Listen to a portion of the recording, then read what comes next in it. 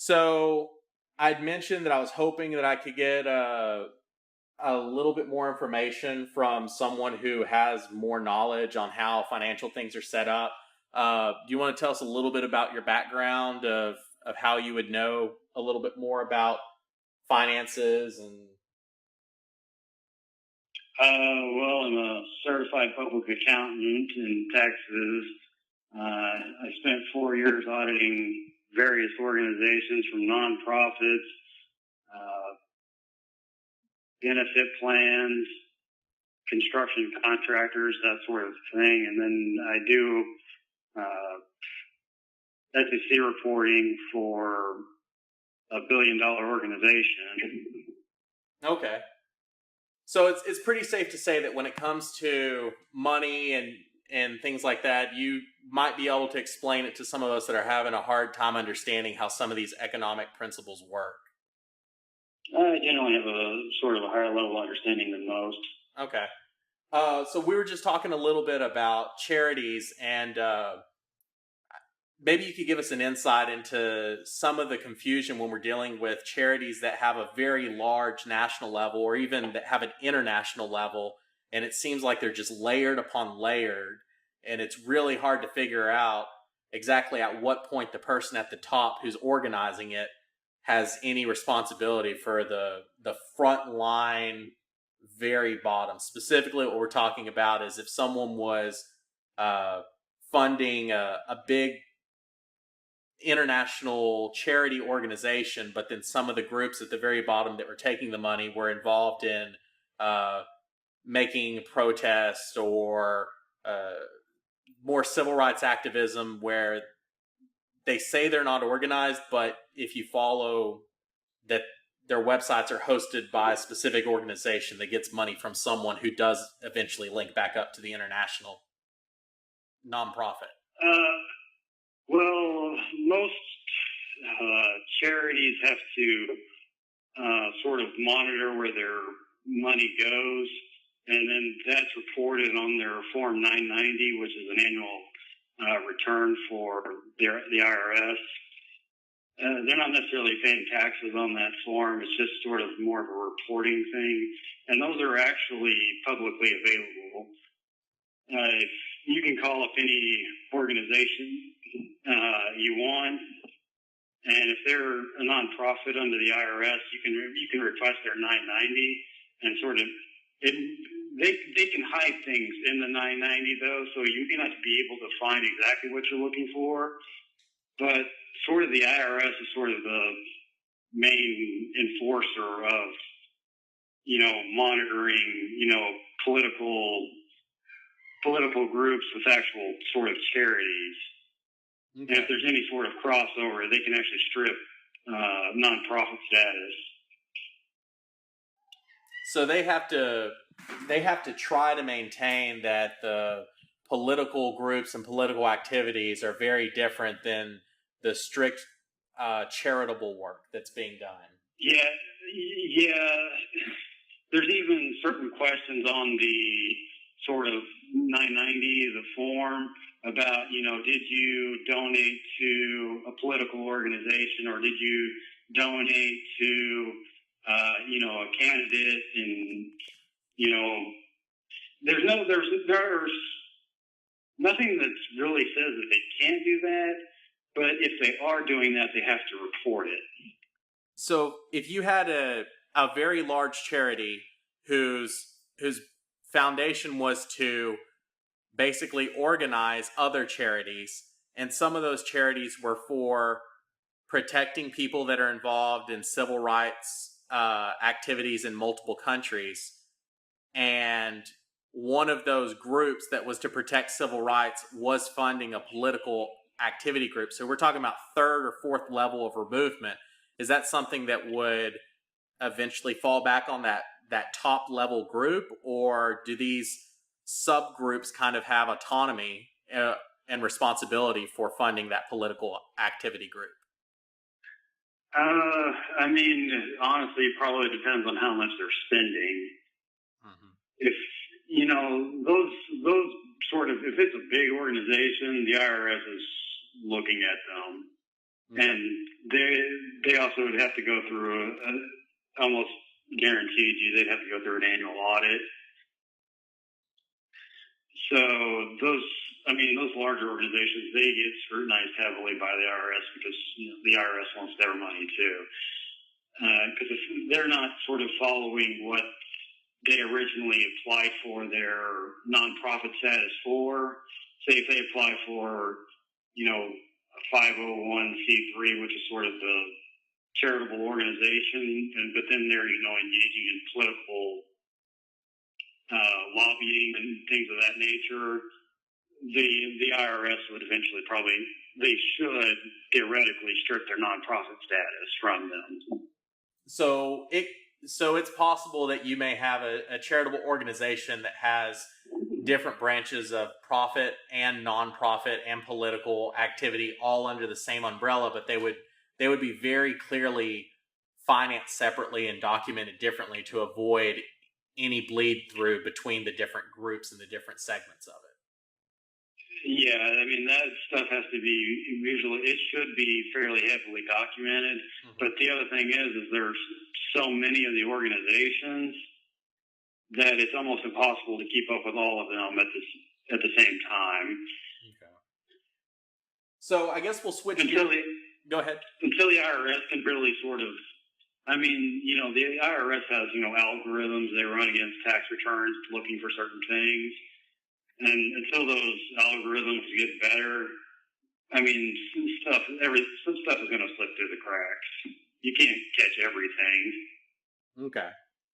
So I guess that kind of answers our question, or the question I was having was there. You get a lot of these people that are saying like, the episode we were doing was about George Soros, and people saying, well, George Soros is funding Antifa, and it's like, well, exactly how would that happen? And well, okay, the other thing nonprofits have to report to,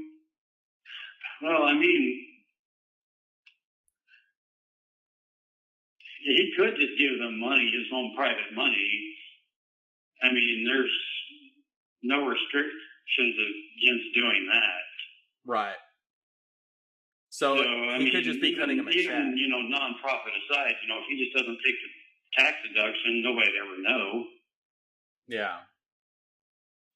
And I guess the question is people trying to figure out how exactly the money would get there. And the thing that most people are pointing at is that there are a lot of these anti-fascist groups who are affiliated with local college political action groups that are in turn affiliated with these human rights charitable organizations who are getting money from like a larger thing. So it's kind of leapfrogging through it. But if he didn't want to jump through all the hoops, he could just be writing a check. Yeah, but also, he wouldn't even have to go through, that many. He could, set up a shell company or, something else to sort of, pass the money through some other back channel. It wouldn't even have to maybe even go through another. He could set up a company or whatever and send them, 1,000 checks for, $2,000 or whatever. Right. So there's ways it could be done. That's possible, but likely, I don't know. Okay. But if things were going that route, what are the odds that some investigative journalist or someone would be able to eventually put the dots together and say, look, here's the smoking gun, here's the proof that it's there? I think you'd have to have access to records, and you would almost have to hack into a computer somewhere to find those records. So you'd have to be an unethical journalist in order to get that if it was hidden. Yeah, if something like that were going on, those guys are very good at what they do. Okay. So into that topic is that there's really no way to know anything's pretty much possible. Yeah, is it possible? Yeah. Is it probable? I don't know. Yeah. But it wouldn't be considered a charity or a nonprofit. A lot of charities, I mean, they can get enough people just to donate without, having big donors. Right. Okay. So 5,000 people contributing, $10 to $100 each is, eventually winds up being quite a bit of money. Yeah. So switching gears to another topic, and this is really the area that I thought you might find the most interesting. We're talking about how he really got into power and got to be such a central figure. And the question is, some of those original moves where he turned his bit of money into more money goes back to the concept of shorting. And I was wondering if you could give us a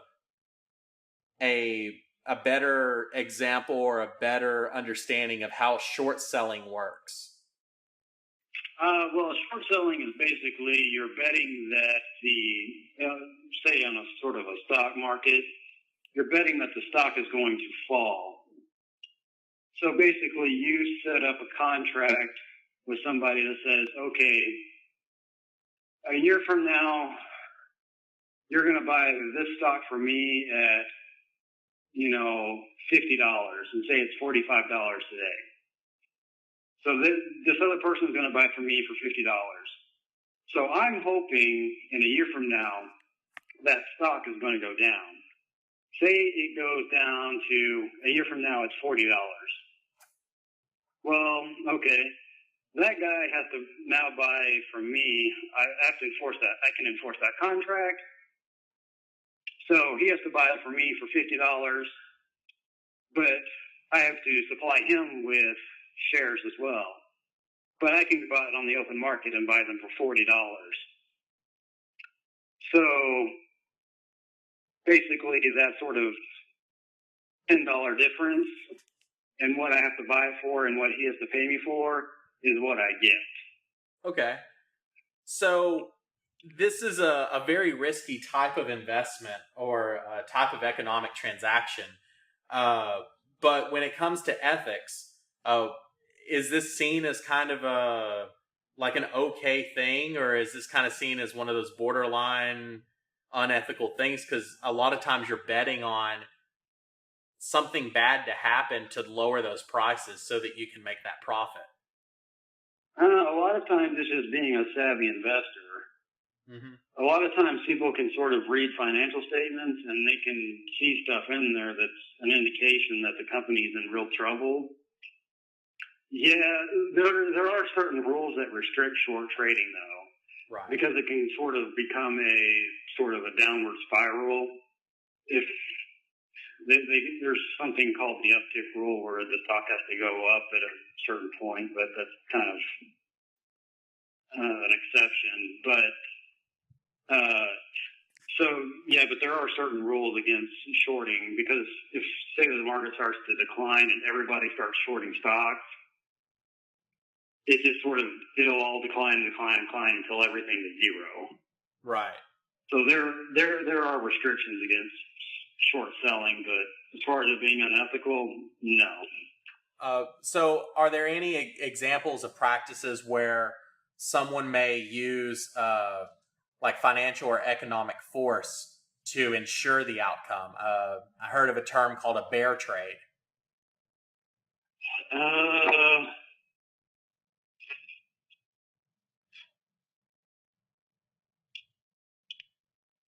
As far as short selling, I mean,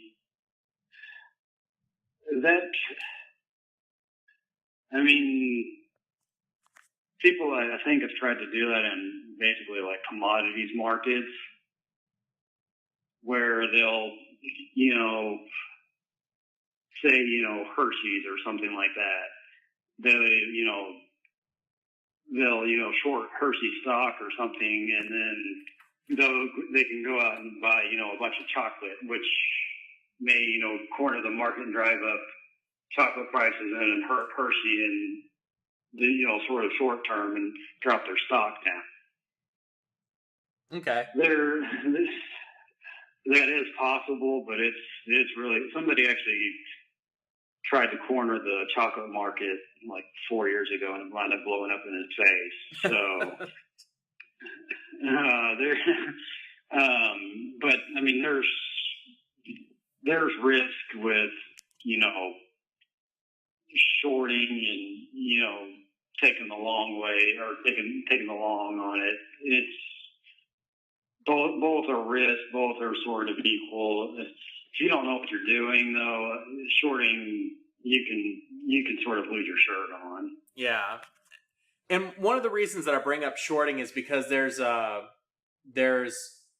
talk about that one of the, and it's been accused of being an unethical action, that one of the ways that George Soros made a lot of his money and became really well known was by shorting entire nations' economic systems by betting against their currency. Specifically in 1992, when he bet $10 billion against the German pound. I mean, not the German pound, the Great Britain pound. And yeah, but the thing about shorting is there's somebody on the other side of that transaction. Yeah. There always has to be somebody on the other side. So somebody else is taking the bet that it's going to fall, but there's somebody else on the other side that's taking the bet. That guy who he's going to buy shares from me for $50 next year. Right. He's betting that it's going to be more than the shares are going to be worth more than $50. So then he wins, and then I have to give him shares at $50, and then I have to go out on the market to get his shares that I have to give to him at more than $50. So there's always two sides of that transaction. You can't just enter a short by yourself. You're making a bet and somebody else is making a bet. Would it be possible to get the same effect of short selling by not entering into a contract, but by manipulating the rate of the dollar by buying up currency, transferring it to another currency, and locking it so it couldn't be used?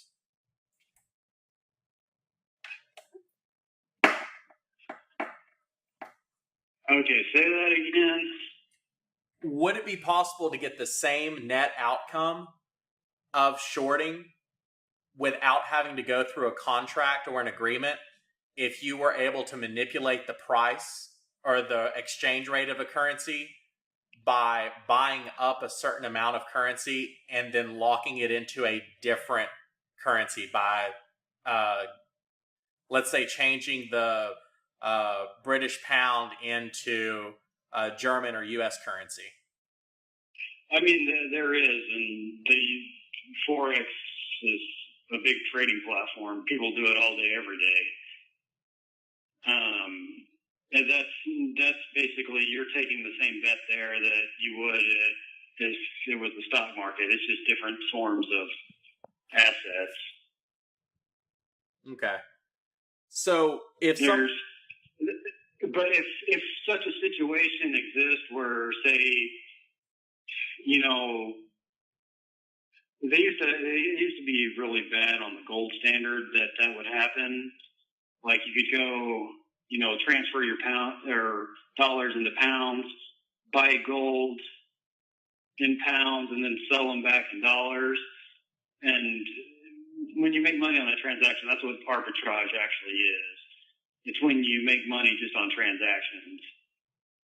And basically, those still exist today, and people make money on them. But the market eventually corrects for it. Okay. If such a situation like that exists, the market will eventually, forces kick in, and one currency will rise or the other one will fall, respectively, to sort of balance it out. Yeah. So one of the examples some of the examples we were talking about in the show earlier, were in 1992 specifically, when Soros, quote unquote, broke the Bank of England by short selling, is what it says, but that may not be the exact correct financial term if there wasn't someone on the other end of that agreement. $10 billion worth of pounds. And then also in 1997, doing similar short positions with the Thai baht, the Malaysian stock market, and then also in Hong Kong.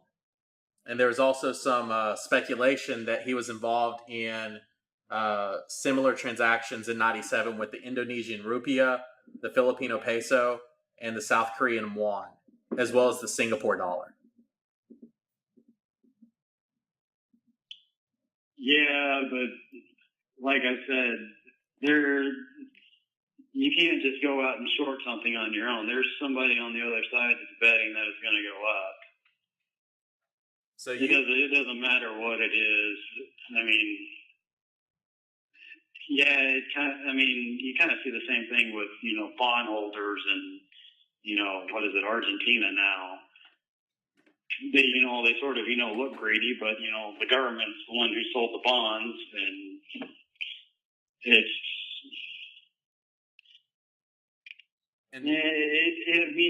kind of looks sleazy, but like I said, somebody's always on the other side of these transactions making the same bet against you. Right. And actually he is involved in the Argentinian deal that's going on right now. Oh, well, yeah, that actually probably doesn't surprise me. Yeah. Yeah, so I mean, those guys are basically like, they'll go out and buy that debt real cheap and try to, enforce it, but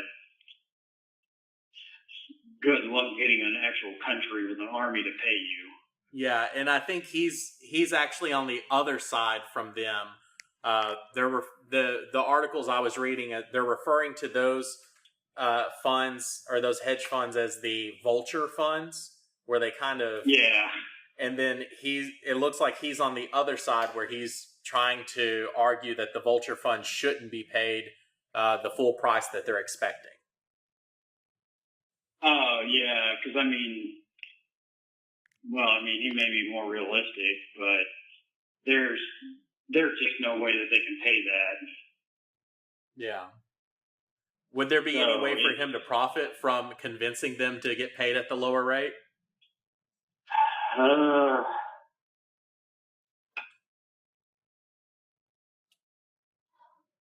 Not that I can think of, not unless he's paying the bond payments. Yeah. All right. So at the end of the day, these things they're possible, but they require the involvement of someone who's agreeing to do this kind of business with you. So it's not something you could unanimously just go through, manipulate the markets to get the intended and desired effect. But going back to the original question about would you say this is ethical or unethical, or I guess it's ethical because you got a contract, but is it immoral or amoral behavior if you consistently go after countries that you see are go through a hard financial time, and you decide this is how you're going to turn your $5 billion into $25 billion?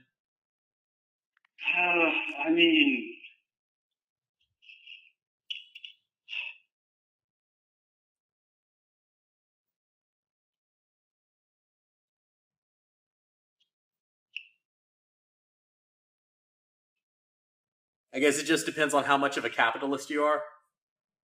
Not really. That's just kind of the way the markets work. Some people are actually better at, picking out the winners and losers, and you can make money on the losers just as well as you can the winners. Yeah. I believe the quote he actually says in his book is that he thinks that there is a problem with the existence of these kind of hedge funds, and going through and behaving in this way is kind of showing the faults in them. So he's kind of showing the weaknesses in their existence. Yeah, but who's he really taking money from? In a way, is he taking money from the countries who end up having their having their market kind of collapse in the wake of it, or is that something that was just going to happen anyway, and he just happens to be profiting from it? Yeah, those countries that go under aren't in great economic conditions to begin with. So there's no ill effect or no damage that what he's doing on them. It doesn't add any ounce to the misery. It's just he's getting something out of it. But there's not any way you're going to hurt the citizens of Argentina by trying to profit off of the loss of their dollar. Well, I mean, continually, demanding, interest payments and bond payments. Yeah, I mean, you're asking money from broke people, basically. Yeah. But it's, like I said, the flip side of that is, what if every country, just issued bonds and didn't pay them? Yeah. People would stop buying bonds. And then that sort of creates another thing, because a lot of, countries were sort of debt funded. Yeah. If Argentina stopped paying on its bonds, they'd stop paying on them, but then if they needed more money in the future, they couldn't sell more bonds because nobody thinks that they're going to buy them. Okay. Or they're going to pay them. So do you have any... but the one thing that does happen is when a sort of economy collapses and their money basically, becomes worthless, it becomes cheaper for other countries to buy their goods. So that, in effect, sort of offsets it. Their products all of a sudden become real cheap, and then other countries start buying their goods. Then their economy starts improving, and everything starts going back up. Yeah.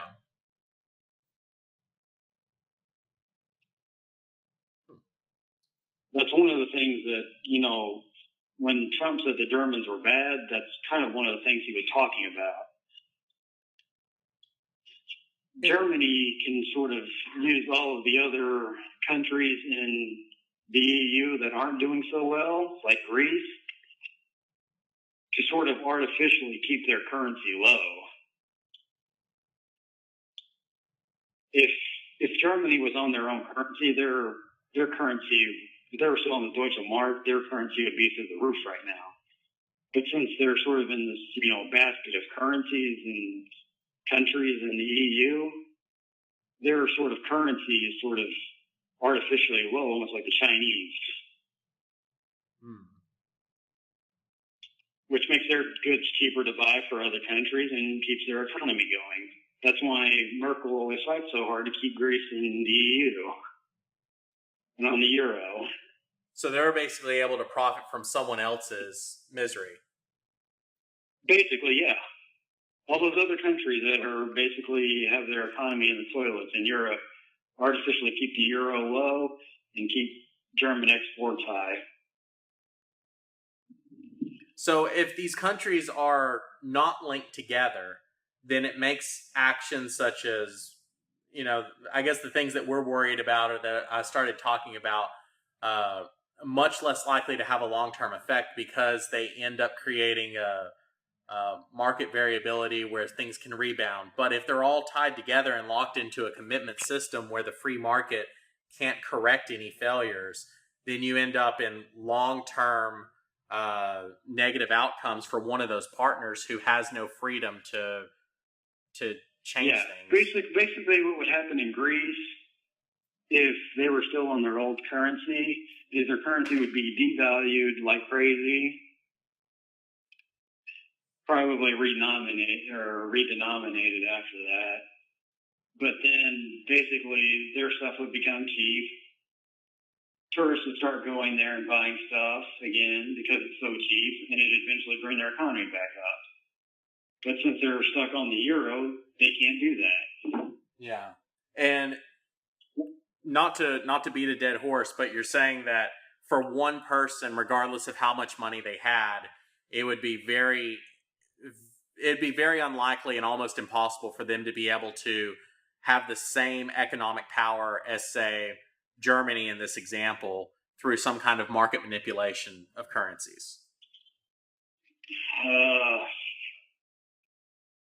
It would be. I think it would be very hard for an individual to do that. Somebody who's not a sort of nation state. And I think that's where a lot of.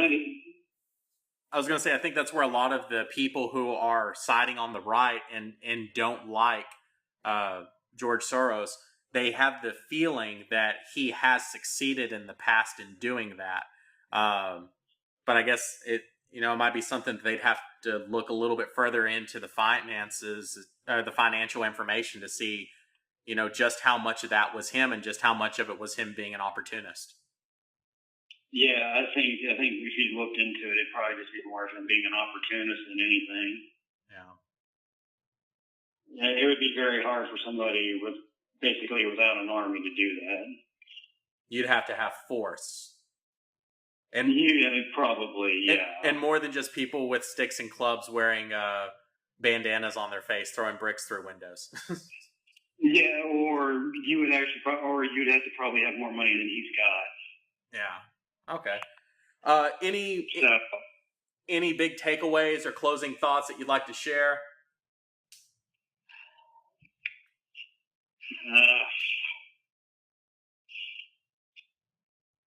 Don't focus too much on one individual.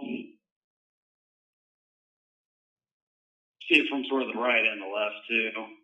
Yeah. The left always, they talk about the Koch brothers, and it's like, okay, I'm like, how much influence do they actually have in the grand scheme of things? Like, people sort of focus on these, one individuals, and it's a lot of times it's a lot bigger than one person. But doesn't it make you feel good to be able to put a face on something you don't like, even if it's not the face that belongs there? That's, people like to simplify things. Yeah. So it's like, if I can find, one person to sort of focus my anger on or something, and people just seem to become fixated. Yeah. So get out, do your homework, don't look for the simple answer, don't stop looking until you've got an explanation for every single step of the way. Yeah, and sometimes things just happen the way they are because that's the way the market works. Yeah. Well, it's been great talking with you. Thank you for providing a lot of insight. This is stuff that a lot of it I never would have really thought of. And it was great getting a down to earth explanation instead of trying to understand an entire textbook on it. So anytime. Yeah. Next time we need some help, we'll make sure to give you a call.